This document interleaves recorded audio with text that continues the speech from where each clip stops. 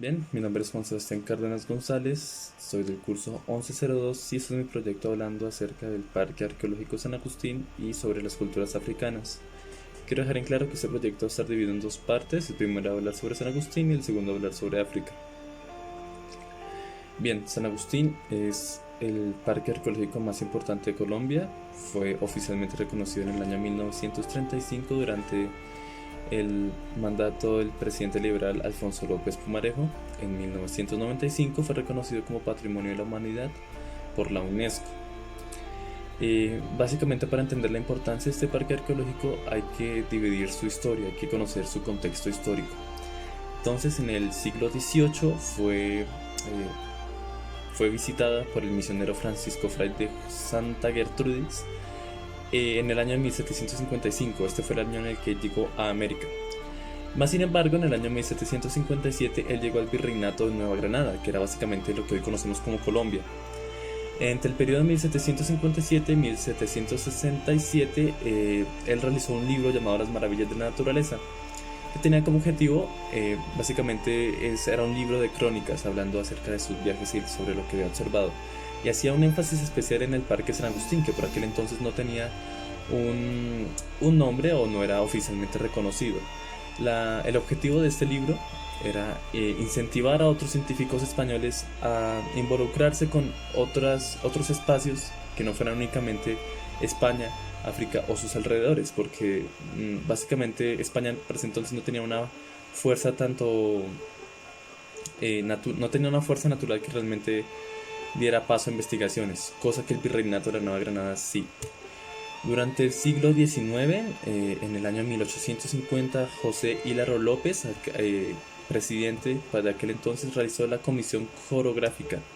Esta comisión coreográfica básicamente era un grupo de científicos que tenían como objetivo explorar todo el virreinato de Nueva Granada en busca de nuevos hallazgos, ya sea animales, bueno, flora, fauna, minerales, etcétera, pero lastimosamente se vio negativamente intervenida por fines económicos y políticos. Recordemos que esta comisión no estaba únicamente compuesta por gente de España, estaba compuesta por gente italiana, gente de Francia, gente inglesa y gente española, lógicamente.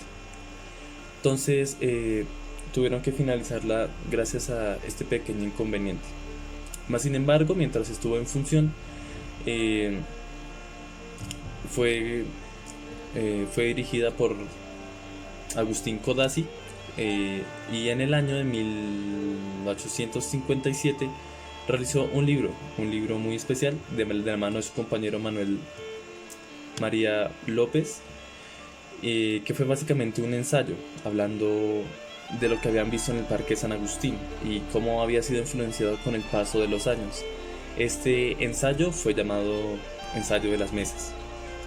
En el siglo XX, en el año 1907, básicamente el presidente Rafael Reyes Prieto pidió ayuda a lo que era para ese entonces el Museo Arqueológico de América, que está ubicado en Berlín. Y trajeron como invitado especial a Corat Preus, que fue un arqueológico muy importante por aquella época. Cuando Corat Preus llegó aquí a Colombia y visitó el Parque San Agustín, se había dado cuenta de la belleza que realmente tenía dicho lugar y fue el primero en fotografiar 120 figuras agustinianas que hoy en día siguen siendo campo de estudio. Fue realmente gracias a este suceso que en 1935 se oficializó este lugar. Fue reconocido como Patrimonio de la Humanidad. Fue gracias a realmente este suceso. Puesto que el hecho de que Corat Preus estuviese aquí ya significaba que era punto de vista internacional, lo cual es realmente importante y es uno de los tantos motivos por los cuales Colombia es muy importante a nivel cultural.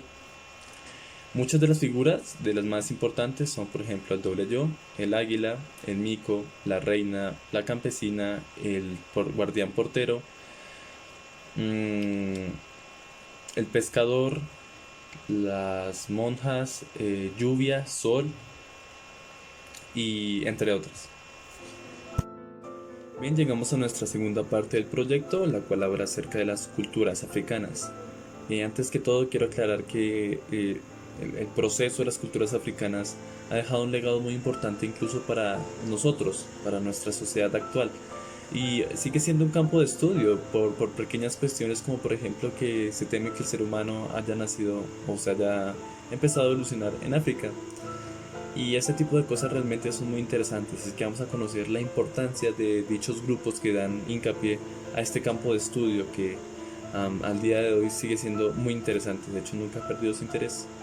Empecemos por los Bantú, que pues, de hecho el término Bantú no refiere únicamente a un grupo étnico, sino que los Bantú básicamente tienen un tal grado de homogeneidad que reúne una gran cantidad de grupos étnicos para formar una sola ideología, una sola religión, un solo conjunto de creencias. Por ejemplo, ellos tenían su propia religión, la cual era conocida como la ciencia de la magia o la magia magna. Esta magia magna les permitía entrar en contacto con seres estelares y estos seres estelares les daban respuestas a problemáticas comunes, como por ejemplo la muerte, la sequía, la hambruna, las enfermedades, la aparición de enfermedades, etc. Tenían también sus propias creencias acerca de lo que es lo que sucede antes de la vida y lo que sucede después de la muerte y durante y antes, y lo explican perfectamente en un mito llamado la lagartija y el camaleón. Tenían también sus propios monstruos que respondían a fenómenos naturales, por ejemplo Zulu y Madimo, también estaba Kimbiwi, también estaba Kilimanjaro y Kobobo. Estos son uno de los tantos seres que básicamente responden a fenómenos naturales.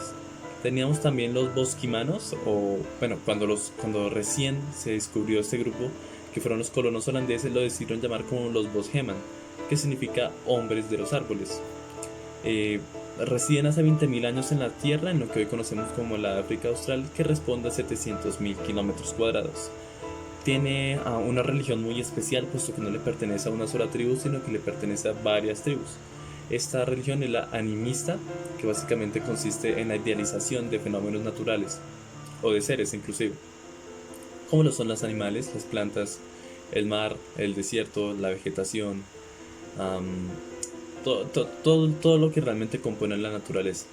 También tienen sus propias creencias, hay una figura muy especial dentro de sus creencias que son los chamanes.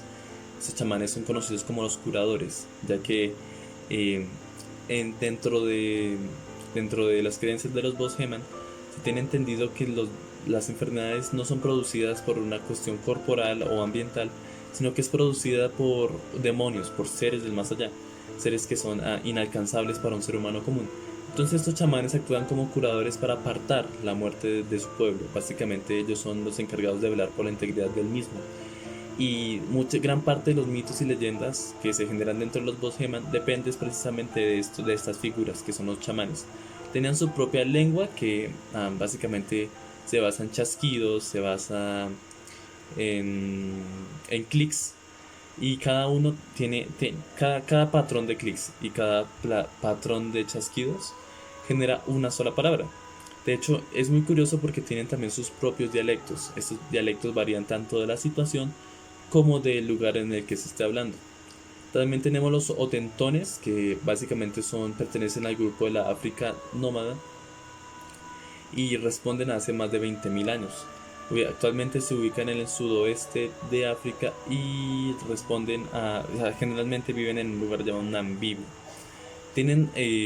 Lastimosamente no existe mucha información acerca de este grupo, pero se sabe que tienen, por ejemplo, su propia organización, que básicamente es un conjunto de clanes.